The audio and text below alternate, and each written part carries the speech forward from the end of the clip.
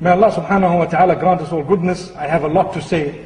There was something I'd want to say about the parrot. Am I right? I think I did say it, but I'm not so sure. It was in the UK the last time I was here, but I'm not so sure where. So I will make mention of it. It's just a joke, to show you that in Islam we're also allowed to joke. For as long as the joke is not about any race, not about any religion, no matter what, we're not allowed to draw a cartoon about even the Hindus or the idols, nothing. Allah says, لا تسبوا الذين يدعون من دون الله فيسبوا الله عدوا بغير علم. Don't ever mock at anyone worshipping gods and deities besides Allah. Those who are far astray, don't mock about their beliefs, never. Because it will invite them to mock at your faith, at your expense, without knowledge. May Allah subhanahu wa ta'ala protect us. So, for as long as no religion, no race, it's just a light joke. May Allah subhanahu wa ta'ala grant us all goodness. And also we shouldn't be people who pick on others and so on. They say, or it is said, and this is a joke, that there was a parrot that could speak. And this joke, before I start, I must make mention, it's not against women, but it's against people who have pride in them, arrogance, haughtiness. According to us in Islam, even your surroundings can pick that up. Your surroundings bear witness for you or against you on the Day of Judgment. And these surroundings, amazingly, they pick up. They are either in harmony with you or against you. That's why you feel very claustrophobic sometimes and you feel very uneasy. Maybe because your spirituality is not, for example, at peace with the surroundings. If a spiritual person was to enter a nightclub, they wouldn't feel easy there. They would feel very, very, And the same applies if a person who has absolutely no spirituality, half drunk, wants to walk into the masjid, they wouldn't feel very easy there, although under certain conditions they might also experience the blessings of Allah there. So, the parrot could speak, and it was for sale at the pet shop with a little window overseeing the pavement. And there was a lady walking with her friends, making a loud noise with her shoes down the aisle, lots of arrogance. Allah protect us. And the bird says, hey you, hey you. So everybody looks, where did this come from? They turned around and says, oh, this comes from this bird. Wow, you can talk. He says, yes.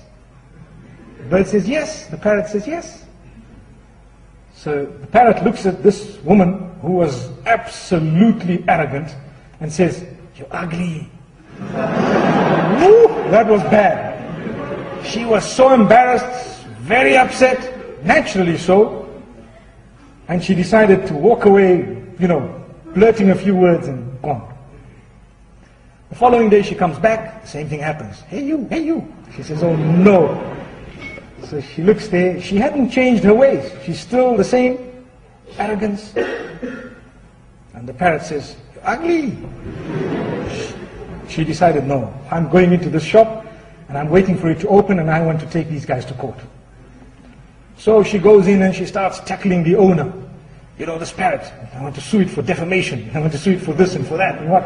And the guy tries to explain, look, it's just a parrot and it won't happen and this. And then he calls the parrot in and says, you know what, this woman, don't you dare say you're ugly again. It's going to be a big problem, you see. It's going to be a big... So the parrot says, okay. So the woman was very, very excited. The following morning, obviously the parrot had undertaken not to say you're ugly again. The following morning, the woman walks down. Even more arrogance. Why? She's convinced that this parrot is now dead meat. Dead meat if it says anything. So she called up all her friends and says, right, we're all walking down the aisle together today.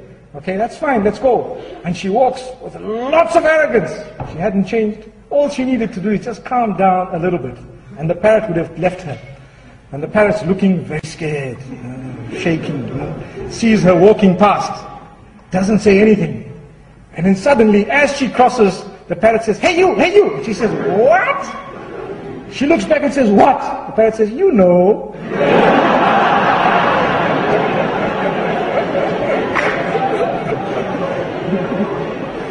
So the moral of the story is, for as long as you don't leave arrogance, you're not going to solve the problem. It will still, and people, even if they don't tell you that, they know it. If a parrot can know it, those around you know it. So if you want to be a good Muslim, just release those bad habits, throw them out, and inshallah everything will be at peace with you. And when another parrot tells you, hey you can say, yes, it will tell you, Salaamu Alaikum.